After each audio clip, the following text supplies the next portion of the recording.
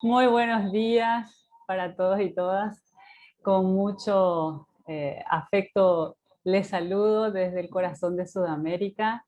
Es un gran honor hacer la apertura de este encuentro para tratar un tema absolutamente contemporáneo que nos convoca a reflexionar sobre la problemática social del trabajo, sobre todo en tiempos de alta tensión y exigencias de diferente tipo con la crisis por el coronavirus que nos toca vivir. Así es que celebro este espacio, celebro los logros de la Sociedad Paraguaya de Psicología, del enorme equipo que está detrás, a la ULAPSI, por este hermoso congreso que estamos iniciando. Muy bien, entonces vamos a iniciar la presentación. Como ustedes pudieron leer en el programa, el enfoque del tema que voy a trabajar es la violencia laboral y uso la referencia de lo que implica hacer un análisis gramatical de la violencia laboral. ¿Y por qué esa figura? Porque cuando uno hace un análisis gramatical, analiza las palabras, sus funciones y sus interacciones desde cómo se conjugan esas relaciones en la oración, en este caso en la trama social.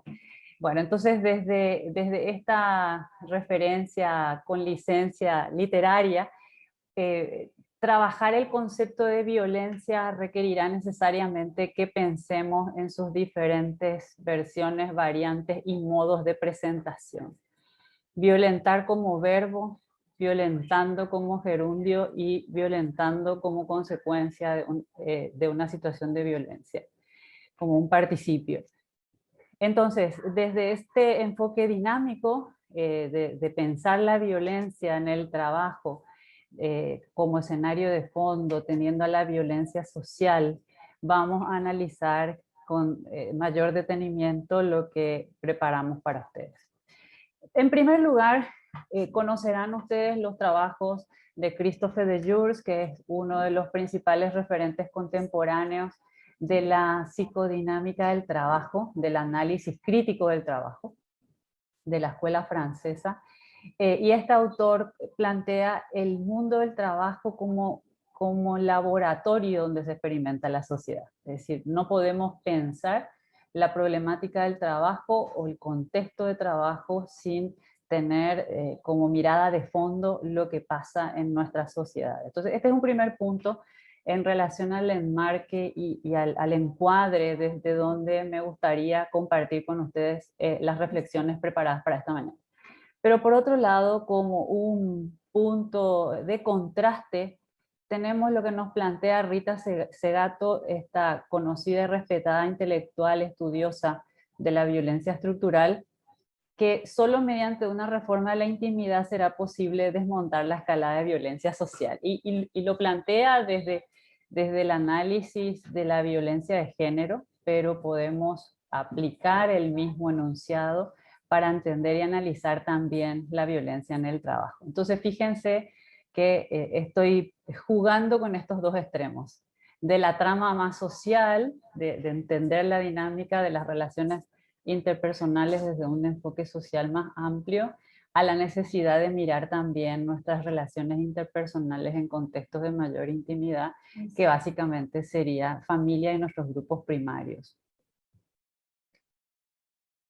Entonces, una primera pregunta que me gustaría hacer es, ¿desde dónde estudiamos la violencia en el trabajo? Y ahí podríamos probablemente coincidir en que hay también dos polos posibles. Desde un enfoque reduccionista que mira solo el acontecimiento violento puntual, o desde un enfoque más sistémico que toma en cuenta todos los otros elementos de la trama mencionada. En ese sentido, es interesante que recordemos, repasemos la historia para ver que desde fines de los 50 y toda la década del 60 y con posterioridad, con el auge y la adopción progresiva del enfoque sistémico para el análisis de los problemas sociales, gracias al trabajo pionero de von Bertalanffy, fueron desarrollándose otras aproximaciones metodológicas y conceptuales que plantean la necesidad de que cualquier problemática social la debemos analizar desde un enfoque contextual, procesual e histórico. Entonces, básicamente, esa es la aproximación que planteo como necesaria y conveniente. Y dos autores ya más contemporáneos son los que querría mencionar como referentes, en particular a Pettigrew y a Dobson, que desde diferentes ángulos van trabajando esto con una aproximación integrada de este análisis complejo de contexto, contenido y proceso, con una mirada histórica que nos permite entender las dinámicas sociales y todo lo que esto implica. Entonces, cuando analizamos la violencia, ¿qué cosas de la violencia? ¿Qué expresiones? ¿Qué manifestaciones? ¿Qué aristas? ¿Qué componentes? ¿En qué contexto se produce? ¿En función a qué proceso resulta? ¿Cómo se presenta? ¿A qué historia responde? ¿Cuáles son los elementos coyunturales del presente? ¿Cómo se identifican elementos de futuro? Bueno, entonces, comentarles que uno de los autores que trabajó de manera sistemática este enfoque conceptual, procesual e histórico ha sido Johan Galtung, este biólogo matemático muy conocido por su teoría clásica ya en este momento de las... un segundito, se coló los efectos. Un segundito, por favor.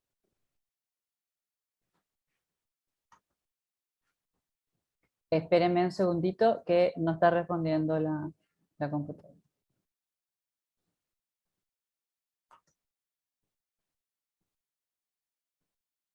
Con esto.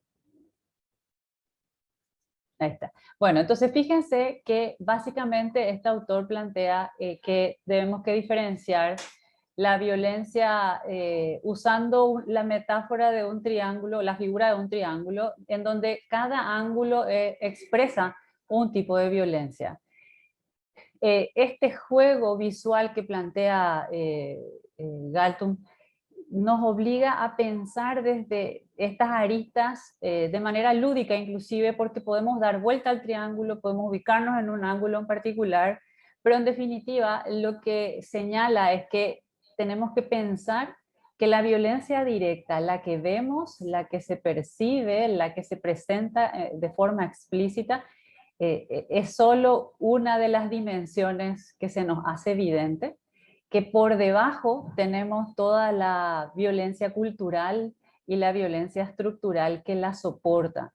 Entonces, al analizar las diferentes expresiones de la violencia, señala que tenemos que ser conscientes de que la violencia directa se nos va a presentar como acontecimiento, como el golpe, el grito, el empujón, que sí es visible, pero que por debajo tenemos a una serie de factores que hacen a esa trama sociocultural que explica, sostiene o incluso da lugar a ese tipo de comportamientos. Entonces tenemos las actitudes, los estereotipos, las percepciones y los valores dentro de esta dimensión de la violencia cultural, y él señala que esta es como una constante en relación a lo que implica la modificación de los elementos culturales. Y cuando señala la violencia estructural, básicamente nos indica que ahí tenemos todo el conjunto de estructuras, sistemas injustos, desigualdades y inequidades que constituyen el proceso de una sociedad. Entonces, considero que es muy interesante recuperar los desarrollos de Johan Galtung para ubicarnos donde queremos profundizar el estudio. Probablemente con el gráfico se hace evidente que concentrarnos solo en el acontecimiento es insuficiente, es, como diríamos, no agota todo lo que hay detrás del comportamiento violento y de las diferentes manifestaciones que son de interés para el análisis, para los analistas sociales. Y un aspecto importante de las formas explícitas y más sutiles que se presenta la violencia, también en los estudios contemporáneos se va viendo que tenemos una eh, progresiva naturalización de la violencia psicológica en nuestra manera de subjetivarnos en la sociedad contemporánea en relación a varios indicadores que nos da la historia. Por lo tanto, es muy importante que analicemos que en muchos casos la violencia escandalosa en el mundo del trabajo ya no se ve como golpes o empujones, sino se ve como comportamientos incívicos. Dicen algunos especialistas como comportamientos abusivos de baja intensidad. No saludar, expresar indiferencia hacia los compañeros de trabajo, robarse cosas, etcétera, ¿verdad? Entonces, la sutileza en las expresiones de la violencia en el trabajo es uno de los aspectos más estudiados en este momento, porque tiene que ver con esto que decíamos, con una naturalización probablemente de las formas de indiferencia en las que nos subjetivamos en los contextos contemporáneos. Bueno, entonces, una de las definiciones que plantea este autor, que considero es muy interesante, es que la violencia siempre va a girar alrededor de afrentas evitables, y estas afrentas evitables atacan, digamos, a las necesidades humanas básicas. Él señala en particular 4 tipos de necesidades. La violencia que nos impide acceder a un empleo digno, probablemente está negando el desarrollo pleno, la atención plena a la necesidad de supervivencia, el maltrato psicológico a nuestra necesidad de bienestar, la indiferencia, como decimos localmente, el ninguneo a nuestras necesidades de identidad y de identificación con nuestro grupo de pertenencia, y todas las medidas restrictivas y coercitivas que se pueden presentar en relación a la violencia psicológica, incluso la física, a nuestra necesidad de libertad. Entonces, este concepto de lo violento como afrentas evitables creo que es un gran aporte, y sobre todo entender la relación que hay entre esta negación del desarrollo pleno de la atención de las necesidades humanas básicas. Otro autor que también es muy interesante estudiarlo en este contexto ha sido Bronfenbrenner desde los 70, con su modelo ecológico para analizar inicialmente en su propuesta el desarrollo y todos los desafíos de la educación, posteriormente adoptado como un modelo muy interesante para estudiar fenómenos multidimensionales como es la violencia en el trabajo propiamente.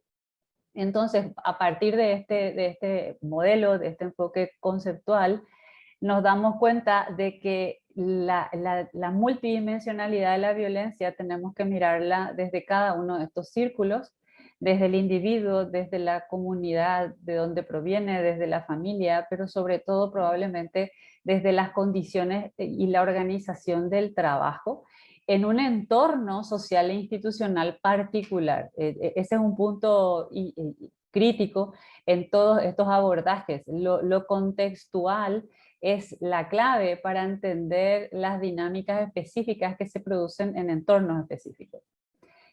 Y ya más vinculado a las discusiones sobre los determinantes sociales de la salud, fíjense que desde los 60 y los 70 se viene trabajando cada vez con un nivel de detalle mayor sobre la importancia de considerar los determinantes sociales de la salud.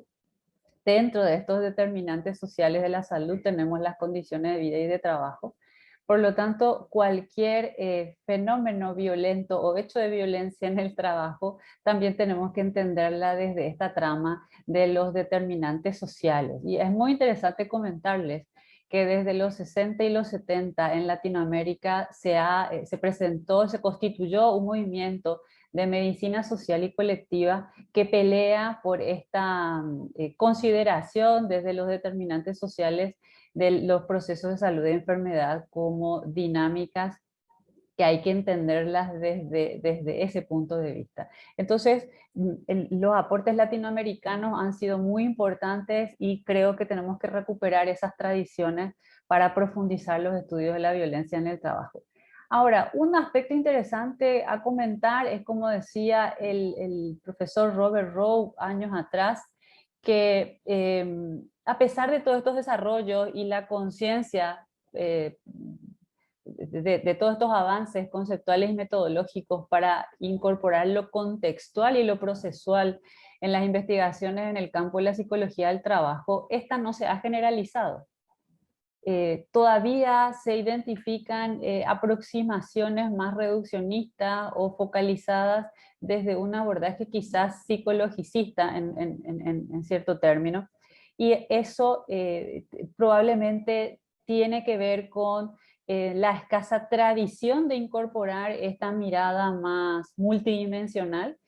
Y si nos ponemos a analizar, vamos a encontrar todavía trabajos en psicología de las organizaciones y del trabajo que presentan la problemática, que analizan con cierta neutralidad contextual, sin referir las condiciones de vida que se tienen en ese país, las características de la región, la naturaleza de la industria, la composición étnico-cultural de ese colectivo, las condiciones religiosas de esa población, la situación económico-política o incluso los propios rastros que la historia deja en cada colectivo. En el caso de Paraguay en particular es impensable el análisis de la problemática de la violencia en el trabajo fuera de nuestra matriz sociohistórico-cultural, de la herencia que nos ha dejado la dictadura en nuestro ADN constitutivo. Entonces, ¿por qué esperaríamos entornos organizacionales democráticos con apertura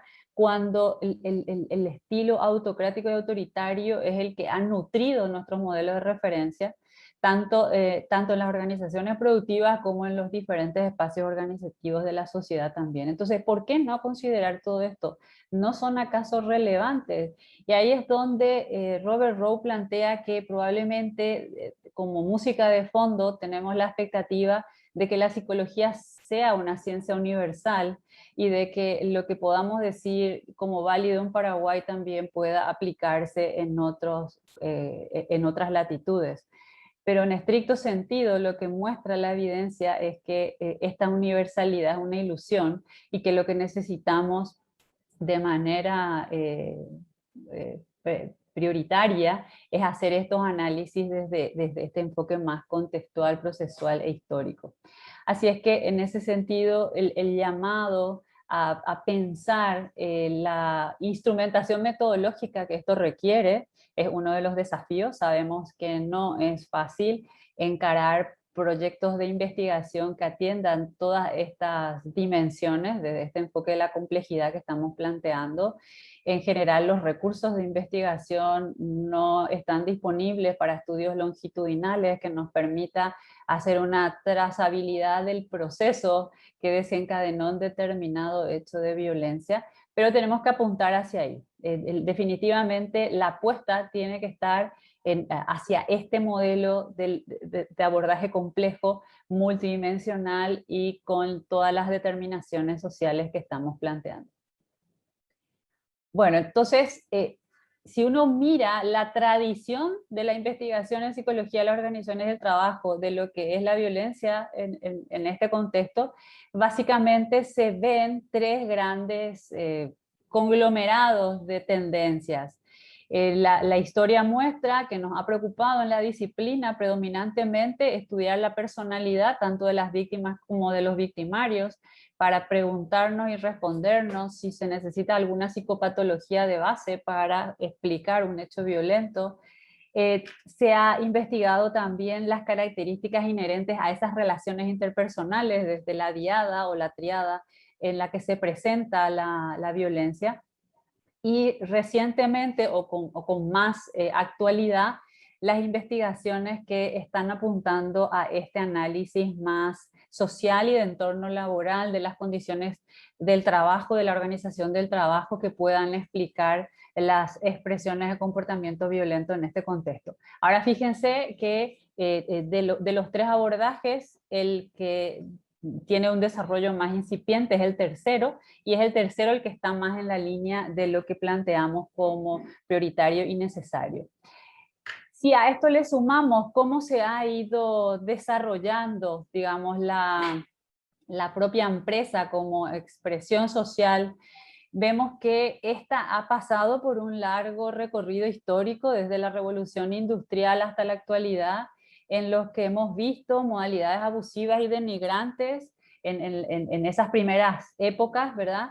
Que se han ido quizás aligerando, digamos, hacia modelos más comprometidos con la calidad de vida del trabajo, con el respeto a las condiciones del empleo decente, como plantea la OIT, los programas de responsabilidad social corporativa en este momento, como mostrándonos que la propia organización del trabajo, la propia organización de las empresas ha ido mutando también, pero con la advertencia de que este no es un proceso lineal.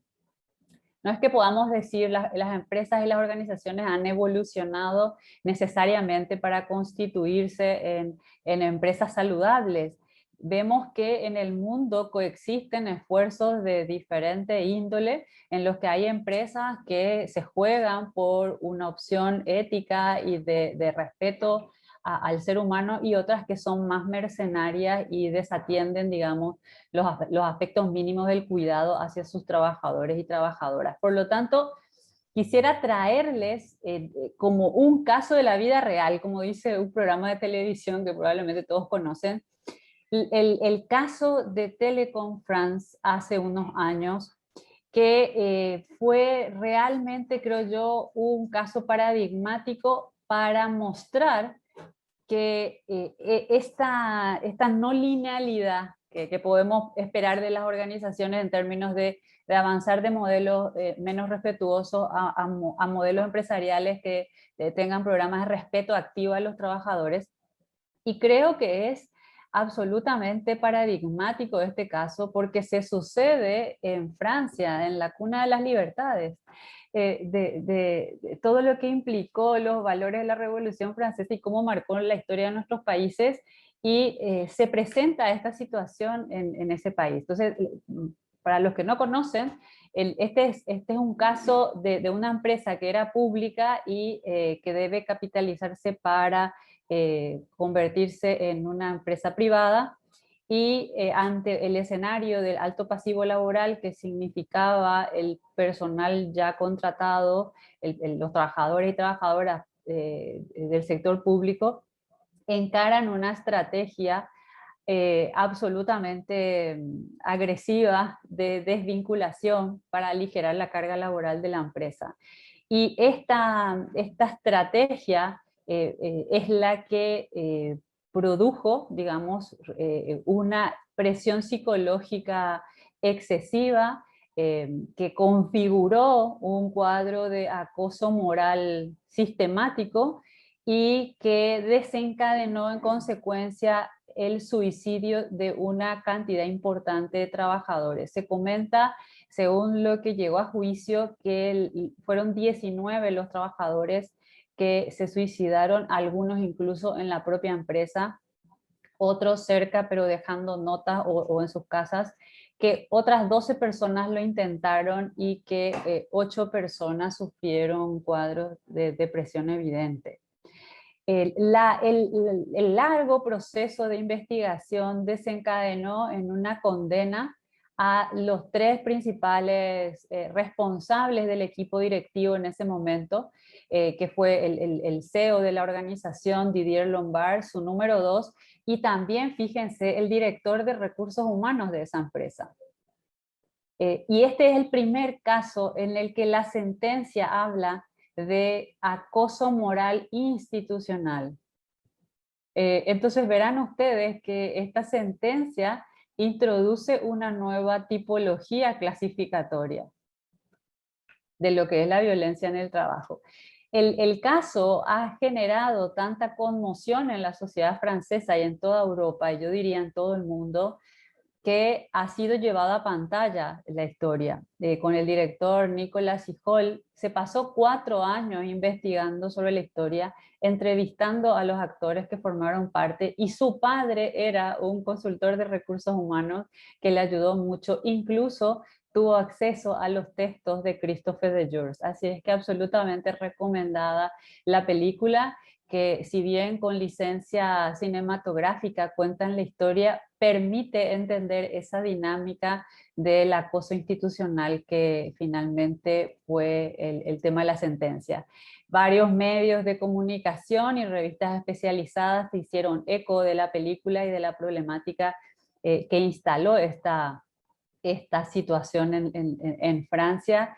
Y por ejemplo, aquí tienen ustedes un artículo de una revista de arte que dice corporativo hasta la muerte, es decir, la muerte en el mundo del trabajo como un tema tabú del que en general no se habla, pero que está presente. Ahora, si hacemos un salto, digamos, a situaciones más concretas, y en el afán de caracterizar cómo se viven las diferentes expresiones de la violencia en el trabajo, podemos hacer un recorrido rápido por los medios de comunicación de nuestros países y vamos a encontrarnos con situaciones como esta.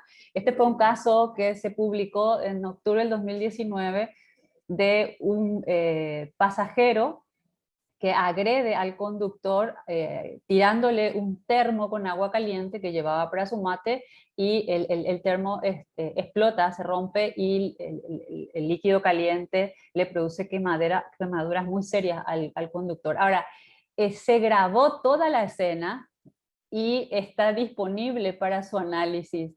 Cuando uno mira el devenir de ese acontecimiento, como diría Galtung, es evidente que el pasajero estaba con una irritación importante porque señalan que el conductor no había parado donde indicó el pasajero que quería, y empiezan a intercambiarse expresiones, y el conductor le dice al pasajero ofuscado, vení junto a mí si sos valiente. Y creo que incluso lo dice en guaraní. O sea, este es un caso de estudio muy interesante porque nos muestra cómo en una situación de crisis como esta, el conductor, en vez de apaciguar y dar elementos simbólicos que contribuyan a la calma del pasajero, tira nafta al incendio. Sobre violencias vinculadas al sector del transporte hay cierta producción ya disponible, y Christophe de Jours en Trabajo y Violencia justamente cuenta la experiencia, y les presento como una referencia de interés, del Servicio Especializado de Prevención y Tratamiento de la Violencia en la Red de Transporte de París y en la Sociedad Nacional de Ferrocarriles de Francia. Entonces, ¿qué es lo esperanzador de esto? Que este tipo de situaciones se van a presentar porque detrás de esta historia hay un montón de elementos a leer. La calidad del transporte público, la violencia cotidiana de no acceder a buen transporte, la disponibilidad, etcétera, etcétera, además del trato que pueda eventualmente dar el trabajador a los pasajeros, las propias condiciones de trabajo de los trabajadores del transporte, etcétera, etcétera. Da mucho juego para pensar y sobre todo reflexionar en relación a las medidas preventivas que se podrían establecer desde todas estas diferentes miradas. Vayamos a otra noticia que es muy reciente. Esto conmocionó también a la sociedad paraguaya, y es el caso de un funcionario público militante de un conocido partido político del país, que se niega a acatar las medidas sanitarias para ingresar a una tienda, a un negocio, y ante la insistencia del responsable, del portero, de que se someta a esas reglas, lavarse las manos y estar con tapabocas, y que se le tome la temperatura, esta persona, este cliente, reacciona con una agresividad considerable y maltrata al portero y termina escupiéndole en la cara. Esto generó una discusión importante en las redes sociales, la empresa en cuestión sacó un comunicado. Entonces, fíjense cómo esto para la historia de Paraguay le hace mucho sentido a cualquiera de nosotros, la figura de este ciudadano prepotente que forma parte de un grupo de poder instalado, digamos, en el ejercicio del poder político, que se toma este tipo de concesiones de maltratar a alguien que probablemente en el imaginario de este cliente es inferior en términos sociales.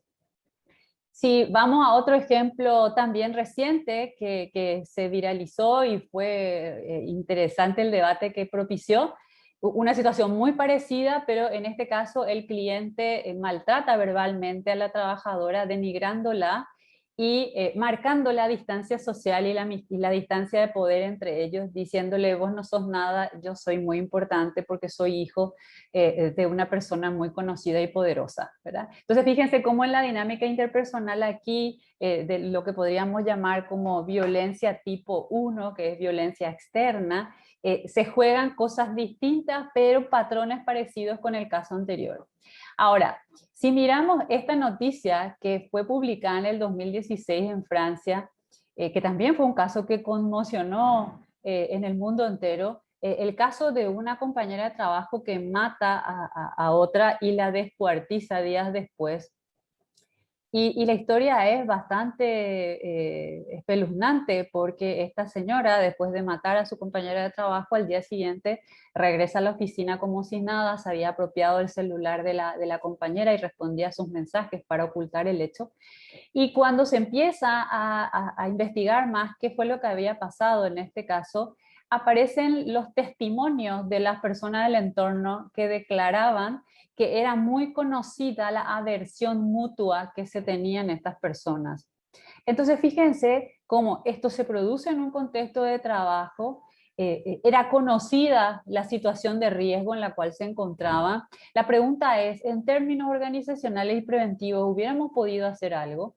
Bueno, y si vamos a una noticia que también fue absolutamente conmovedora para Paraguay, es el atentado que sufrió un director de recursos humanos en un importante ministerio público, el Ministerio de Salud y Bienestar, de parte de una funcionaria que consideraba había sido víctima de la indiferencia institucional en sus reclamos por reivindicaciones de tipo laboral, que llevaba años yendo y viniendo con su expediente y que no había sido atendida. Entonces fíjense que aquí en la dinámica también es violencia tipo 1, perdón, es violencia tipo 3, violencia interna, donde, como en el caso anterior, dos personas que tenían relación laboral son protagonistas de una situación de violencia, pero las razones son absolutamente distintas. Aquí lo que se discute es la justicia organizacional, la justicia procedimental y la calidad de trato que recibe esta mujer. Bueno, entonces, ¿qué es lo que puedo decirles? Que cuando miramos todo este tipo de situaciones, vamos a poder coincidir de que comprenderlos a cabalidad recién en Latinoamérica forma parte de experiencias recientes e incipientes que habitualmente vamos a encontrar estudios más descriptivos en detrimento de estudios que analicen más las dimensiones organizacionales y sociales que dan lugar a la violencia. Por lo tanto, en un trabajo recientemente publicado por la doctora Elisa Anzoleaga y un equipo importante de investigadores, se identificó que a nivel regional y latinoamericano hay una predominancia de la violencia psicológica en los lugares de trabajo, que en general son las áreas de educación, salud y en menor medida comercio, las que son predominantemente víctimas de violencia o escenarios en los que se presentan situaciones de violencia, y que al separar el sector público del sector privado hay una mayor prevalencia de la violencia psicológica en el sector público. Y este es un tema importantísimo porque se supone que desde las instancias gubernamentales se definen las políticas de salud y seguridad. Bueno, en ese sentido, también la predominancia de las mujeres como víctimas de este tipo de hechos, los docentes, los inmigrantes y los homosexuales. ¿Qué aparece como patrón, por lo tanto? La necesidad de entender que hay siempre relaciones asimétricas de poder y escenarios de discriminación de fondo. Entonces, ¿cómo incorporar esto en el análisis? necesitamos incorporar con claridad la perspectiva de género en todos nuestros estudios y por supuesto cómo se producen los procesos complejos de discriminación social que están en juego. Y probablemente afirmar que más que violencia neutra, lo que podemos identificar siempre son situaciones selectivas de violencia. Por lo tanto, cómo definimos la violencia ha generado mucho trabajo, ha corrido mucha tinta, como se dice. La OMS tiene esta definición amplia, abarcativa, que habla del uso deliberado de la fuerza física o del poder en tentativa o concretando, que puede causar diferentes tipos de daños, pero también trastornos del desarrollo o privaciones. Fíjense que es muy parecida a la afrenta evitable que decía Galtung. Y plantea una clasificación de hechos de violencia amplia, compleja, interesante, que considero tenemos que atenderla. Y fíjense que aquí se incluye también el suicidio, las autolesiones, es decir, la violencia autoinfligida como una de las expresiones posibles, que es lo que mencionábamos, fue el desencadenante, o sea, lo que desencadenó el acoso moral sistemático en la empresa francesa que les comenté. Entonces, no tenemos que menospreciar las diferentes expresiones de la violencia y que inclusive se atenta contra la vida de las personas también en escenarios laborales y en el caso que vimos con el Ministerio de Salud también. La novedad que tenemos en términos normativos es el convenio 190 de la OIT que plantea que tenemos que definir la violencia en términos amplios y abarcativos y define que estas son comportamientos y prácticas inaceptables que pueden denigrar, herir, maltratar o producir cualquier tipo de daño e incorpora el concepto de violencia por razón de género. Y cuando la primera vez que leí esta definición de la OIT, recordé un libro que ya había leído mucho tiempo atrás que decía, si no lo creo, no lo veo. Es decir, ¿qué es lo inaceptable? Fíjense cómo lo inaceptable tiene que ver con lo que una sociedad tolera o no tolera. Y que en ese sentido hay mucho de construcción social de lo que se puede tolerar o no en términos de violencia. En un trabajo del 2012, la OIT intentó hacer un resumen, un mapa resumen de todo lo que se juega en relación a los agresores, a las víctimas y a los factores de riesgo individual que pueden estar alrededor.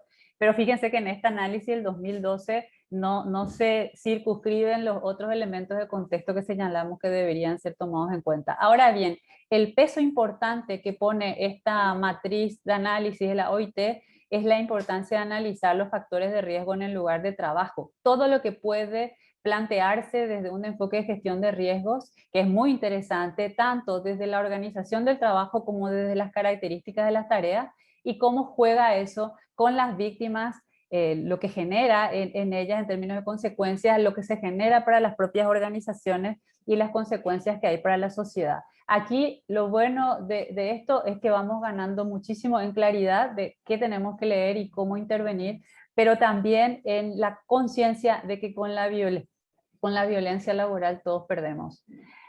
Bueno, entonces, siguiendo un poco las orientaciones de Rita Segato en relación a que es importante que consideremos el derecho y a la comunicación como aliadas para esta transformación que es necesaria, hice un breve recuento de la normativa local solo para hacer el ejercicio, porque esto lo tendríamos que hacer en todos nuestros países.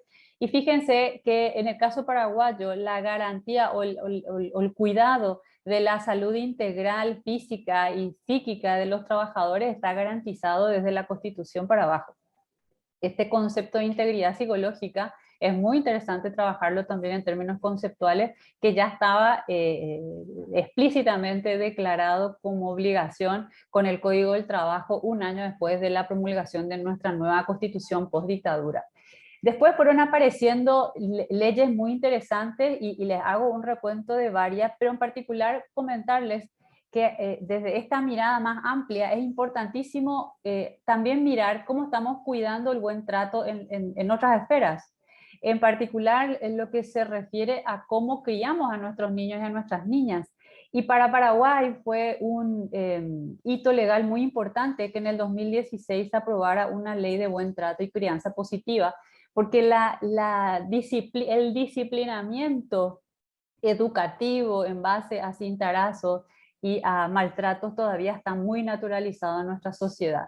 Un salto importante que también se da es regular el trabajo doméstico. Hay un trabajo local muy interesante que muestra que de todos los escenarios posibles de violencia laboral es en el ámbito del trabajo doméstico en el que se produce una violación sexual, por ejemplo. O sea, fíjense, ante la ausencia del control social y de otros dispositivos, la vulnerabilidad de las personas que trabajan en ese escenario y sabemos altamente feminizado, ¿verdad? En el 2017 se promulga la ley que establece el Sistema Nacional de Prevención de Riesgos Laborales y por primera vez se instituye la necesidad de medir y controlar preventivamente los riesgos psicosociales en el trabajo, que bien sabemos básicamente comprenden la prevención del estrés y la violencia. Se crea una oficina de atención y de prevención de violencia laboral, para el sector público un protocolo de atención. Ahora, en resumidas cuentas, a diferencia de las legislaciones de la región, para Paraguay el acoso moral o psicológico no es un delito penal. Solamente se habla de acoso sexual y todo lo que implica en sus diferentes expresiones, pero no está tipificada como un delito penal, tipificado como un delito penal el acoso moral o psicológico, y probablemente esa va a ser una de nuestras grandes batallas en términos de conquistas legislativas. Después tenemos directrices internacionales muy importantes, el Plan de Acción de Salud, el Plan de Acción sobre la Salud de los Trabajadores, que de hecho plantea como una acción primaria, la evaluación de los riesgos psicológicos, evaluarlos y controlar los psicosociales, los riesgos psicosociales, y que en particular hay que atender a los grupos más vulnerables y a las condiciones de trabajo que están caracterizadamente desatendidas en nuestras realidades. Tenemos la Agenda 2030 que incorpora, además de todos los 17 objetivos, el objetivo 8 que tiene que ver con el trabajo decente, y como una condición para que el trabajo decente se cumpla es que los escenarios de trabajo deben ser seguros y saludables. Y en ese sentido, todo lo que implique trabajar en la promoción de la violencia laboral va a estar en la vía del cumplimiento de este objetivo. Ahora, mínimamente se pide a las empresas desde este desafío de la Agenda 2030 que nos comprometamos con trabajar a favor del empleo decente, erradicar el trabajo forzoso infantil y generar entornos laborales seguros y saludables. La gran novedad orientadora internacional es el convenio 190 y su recomendación. Fíjense que el convenio 190 por primera vez plantea para el abordaje de la violencia la necesidad de asumir la corresponsabilidad del Estado, los sindicatos y las organizaciones empleadoras para erradicar y eliminar este tipo de violencia. Plantea que esto implica una transformación cultural que debe ser colectiva, que el trabajo decente requiere que trabajemos proactivamente en la erradicación de la violencia y que nos tenemos que focalizar en los mecanismos preventivos en los grupos más vulnerables que pueden ser afectados, y que las discriminaciones en materia de empleo y ocupación deben formar parte de nuestro marco analítico, entendiéndolas como expresiones de violencia indirecta. Así es que una de las propuestas que traigo para el Congreso es que nuestras organizaciones deberían propiciar, impulsar y solicitar la adopción del convenio 190 en nuestros países. Hasta ahora solo 3 países han ratificado, Uruguay, Argentina y Fiji, si no mal recuerdo. Deberíamos trabajar colectivamente generando una coalición como LAPSI para que este convenio sea adoptado, porque va a permitir de manera innovadora abordar este tema. Fíjense que en este convenio no se requiere que la conducta violenta sea repetitiva, como era una definición clásica de acoso moral estudiada en nuestro ámbito. Un solo hecho de violencia psicológica puede ser suficientemente traumática.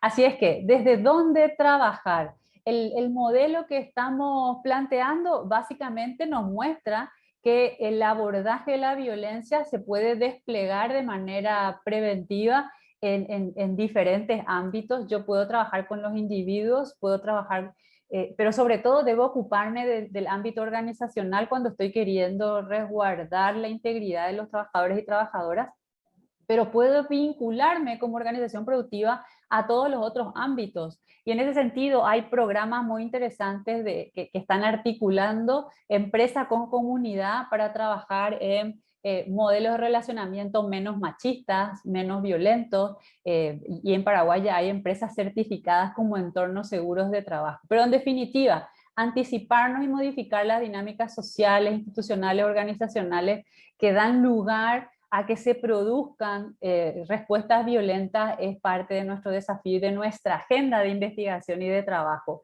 Como ustedes bien saben, necesariamente deberemos atender las intervenciones primarias, las secundarias y las terciarias, pero como en todos los temas de impacto psicosocial, lo mejor es siempre prevenir. A prevenir es mejor que curar, dice el conocido lema social, y en ese sentido nuestra intervención primaria debería estar sobre todo puesta en la prevención. Hay mucha literatura y producción sobre buenas prácticas preventivas y de mitigación de impacto ya en esta materia. El modelo de empresa libre de violencia es muy interesante, que es un modelo desarrollado por la cooperación alemana en Paraguay. Ya desde los 90 se plantea con trabajos como los de Constantino y otros, la formación que deberíamos desarrollar en nuestra población laboral para afrontar propositiva y proactivamente los conflictos y que estos no desencadenen situaciones de violencia en respuesta, ¿verdad? Y otros programas que apuntan directamente a cambiar esa matriz cultural y estructural que nos decía Johan Galtung en su modelo. Por lo tanto, ¿qué podemos concluir? Lo que les estoy mostrando, o lo que quise mostrar, es que la gama de comportamientos que puede incorporarse bajo la denominación de violencia laboral es grande, es mucha, es variada, y que en muchos casos hay comportamientos entrecruzados. Violencia psicológica con violencia física, con violencia económica, y que la frontera de lo que constituye un comportamiento aceptable o no va a variar en nuestros países según cuáles sean nuestras actitudes culturales y los valores sociales de cada contexto. O sea, que podemos tener sociedades más tolerantes que otras a la violencia, y esa es una pregunta interesante. ¿Cómo percibimos que están nuestros países en relación a la tolerancia a la violencia? Yo me atrevería a decir que en el caso concreto de Paraguay tenemos una alta tolerancia a la violencia, es más, incentivamos el uso de la violencia incluso como método disciplinario en la crianza, lo cual nos muestra que gran parte de nuestros desafíos está en la propia transformación de nuestra matriz cultural, en nuestras actitudes hacia estos fenómenos, y por supuesto todas las condiciones más estructurales de desigualdad e injusticia social que dan lugar a este tipo de situaciones. Por lo tanto, finalmente, el grado de conocimiento que ya logramos sobre esta materia, digamos, nos permite atacar las causas y no solo sus efectos, actuar preventivamente antes de que el daño se produzca, por eso esta mirada de trabajo activo en lo preventivo, entender la necesidad de abordar sistemáticamente todos estos niveles de intervención. Piensen nomás cómo estamos hoy en relación a la violencia estructural en el sector sanitario. Nosotros tenemos a médicos y a enfermeras que están hace 2 años encerrados en los centros de atención sanitaria, sin vacaciones, sin mejora de sus condiciones y en muchos casos con mucho sufrimiento ético porque no tienen acceso a todos los recursos de seguridad que serían necesarios. Entonces, ¿por qué exponemos a ese grupo ocupacional a semejante violencia estructural?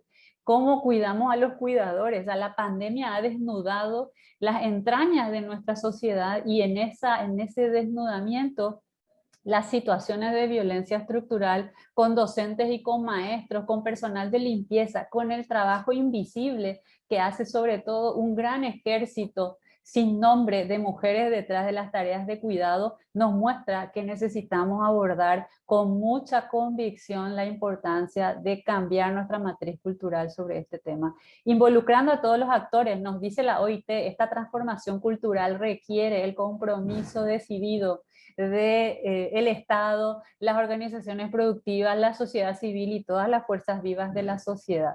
A nivel organizacional, la buena noticia es que hemos ido conquistando en nuestros diferentes países la necesidad de desarrollar sistemas de gestión preventiva de riesgos laborales. Esa es una de las vías más sistemáticas de trabajo en materia organizacional. Y finalmente, decirles que nuestro gran desafío como analistas sociales, como investigadores, como psicólogas y psicólogas comprometidas con el bienestar social y con nuestras sociedades, necesitamos ampliar nuestra mirada. La violencia en contextos laborales no puede desatenderse en su análisis y en su comprensión de la matriz cultural y estructural sobre la cual se sostiene y se soporta, y que hay que incentivar investigaciones que apunten a comprender mejor la complejidad de todas estas dimensiones en el día a día de nuestros países en Latinoamérica. Así es que celebro este espacio, celebro que el tema inaugural haya sido la necesidad de trabajar en coaliciones propositivas para mejorar la calidad de vida de nuestra gente y prevenir la violencia en sus diferentes expresiones, en particular en el caso analizado de la violencia laboral. Así es que agradezco la atención y el espacio que han cedido para este tema en el Congreso. Bueno, lo que trae la colega en relación a la informalidad es un tema crucial. Por razones de tiempo ya no incluí ese capítulo en el análisis, pero ustedes saben que en la región tenemos porcentajes altísimos. Paraguay tiene un 60% de informalidad. La OIT viene trabajando sistemáticamente en la organización de los sectores, del sector informal, capacitándolos, ayudándolos a agremiarse y a pasar a la formalidad en los casos en que sea posible. Ese porcentaje enorme de personas que están fuera de los sistemas de protección social, por supuesto que son una alerta social importantísima y que debe interpelar a nuestros países a llevar medidas sistemáticas de reducción de esa informalidad y de incorporación a estos ciudadanos y ciudadanas al sistema formal del mercado. Y fíjense que cuando les decía que la buena noticia es que nuestros países han avanzado en la instalación de sistemas de gestión de salud y seguridad, esto solo beneficia a ese 40% que está en el sector formal. Así es que ese 60% que queda desamparado debe ser incorporado a la economía formal y nuestros estados deben dar respuesta a la necesidad de garantizar la integridad de estas personas también. Así es que ese es el tema de otro seminario en el cual podemos compartir lo que estamos trabajando en los diferentes países, pero definitivamente la ecuación es de la informalidad a la formalidad como una de las primeras medidas, pero mientras eso suceda, ¿cómo reducimos las condiciones de vulnerabilidad a las que están expuestas en gran medida el reto que tienen nuestros estados en este momento? Bueno, aquí en el chat tengo una larga lista de consideraciones. Por ejemplo, preguntan ahí lo del convenio 130 de la OIT sobre el tema, es el convenio 190 sobre violencia laboral, es el convenio por el que tenemos que pelear para que sea aprobado a nivel nacional en nuestros diferentes países. Y bueno, a ver, básicamente los saludos positivos que me dan, bueno, me llenan de energía para seguir trabajando estos temas que en general son aspectos poco glamorosos del mundo del trabajo y invisibilizados por un discurso predominante de la psicología positiva en un sentido restringido, de que tenemos que estar todos siempre bien y no quejarnos. ¿Verdad? O sea, yo creo que tenemos que desarrollar este espíritu crítico, analítico, sistémico en el análisis de las múltiples configuraciones de la identidad y de la subjetividad que el mundo del trabajo nos trae hoy y perseverar como comprometidos que somos de la psicología latinoamericana en comprender estos fenómenos en nuestras latitudes. Bueno, yo creo que vamos a tener espacio probablemente para otros intercambios a lo largo del Congreso y para no robar tiempo a la agenda programada, agradezco infinitamente la participación y el interés que ha generado este tema y ya seguiremos en contacto. Muchísimas gracias.